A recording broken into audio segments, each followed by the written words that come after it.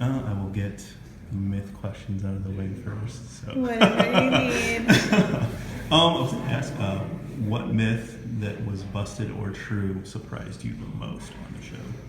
I mean, a lot of the myths that we did on the show had very surprise endings. I mean, I have a laundry list of ones that shocked me. One that I like to reference because I think it is a very simple myth that shocked me was we did a myth called Bull in a China Shop. Now, this was just like a throwaway gag we were doing after we wanted to find out if a bull was attracted to a red flag, and that was the real experiment. Now, this was supposed to be a gag where we're going to make these shelves out of foam core and put a bunch of dishes on them, and we were gonna have a bull come in and just like high-speed carnage. But when we created all these shelves and we covered them with dishes, we let a bull in, it danced around all the shelves with such precision. It was like a ballet.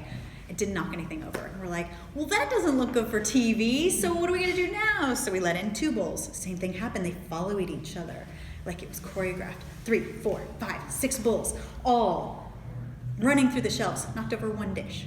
To the point where we're just like, okay, we didn't realize that this adage was going to be busted, and we didn't get any good shots, so we went in and destroyed all the dishes ourselves. We actually broke more dishes shopping for the dishes because my friend Tori is a little bit of a klutz.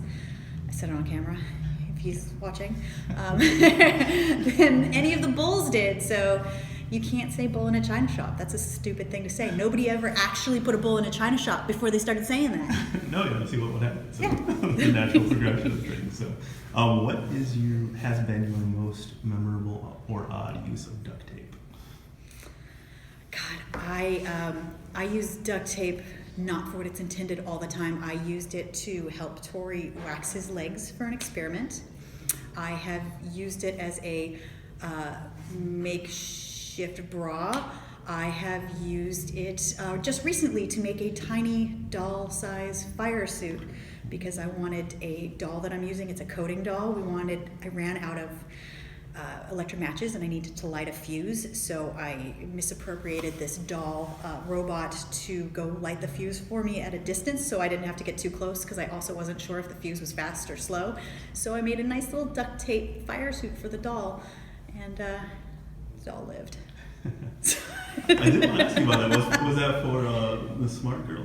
Yes. Because I think I read, are you the Chief Creative Officer for Smart Girl? Yeah, I am. I'm working with Smart Girls. I'm mostly the spokesperson right now. I'm hoping in the future to help them with design elements because when I got into this industry, originally I wanted to do toy prototyping, and I did a lot of work on like the physicality of leapfrog toys. Like when there used to be this thing called a leapfrog library, and I carved all the little books that were the buttons, and I loved seeing my sculptures as toys out on the market. So it's always been sort of like a side dream of mine to get involved with toys.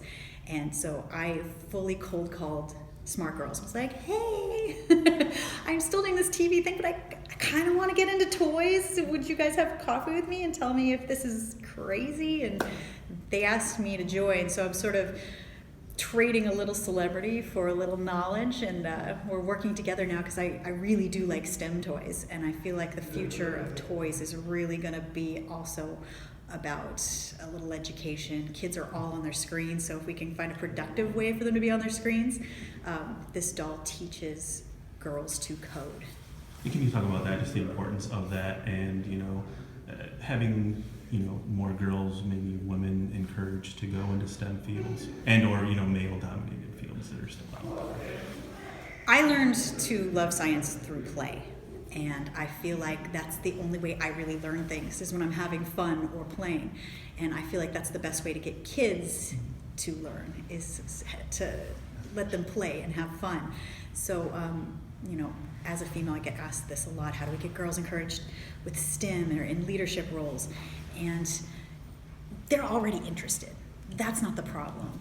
The problem is keeping them interested, giving them the bravery to continue on. So if we can give them the skills, like I'm playing with a doll that teaches me how to code, there's this aha moment I watch with my daughter where she goes, "Mommy, I can code." And it was the confidence to to know that and to feel that I feel like she's going to carry on. So I got involved with Smart Girls so that I could have that aha moment with lots of little girls. I mean, let's face it, tech is really dismal numbers for women in power positions. I mean, this is Flint. The automotive industry is very important here, and I think that women in leadership roles was something like 15%. We need leadership in every part of society. I think that's what's going to uplift us is diversity. Rob, we're going to have to wrap. Can I ask you one more thing? Yeah, I'll talk I about noticed it. your love for bread. What are your top 3 breads in order and why? Top three breads in order. I like sourdough bread because I like that you avoid the yeast process. I like that it's more natural. And some people who are gluten intolerant can eat sourdough. And I'm from San Francisco, so loyal to my soil. Second bread is going to be a brioche. I like the functionality of pulling that little top off and eating it separately. And I am gonna go, God, this is a tough one. I like crazy bread because it's dipped in garlic and butter, and I know that as a super organic kind of person that is not supposed to be there, but it's my childhood love. Fantastic. Thank you.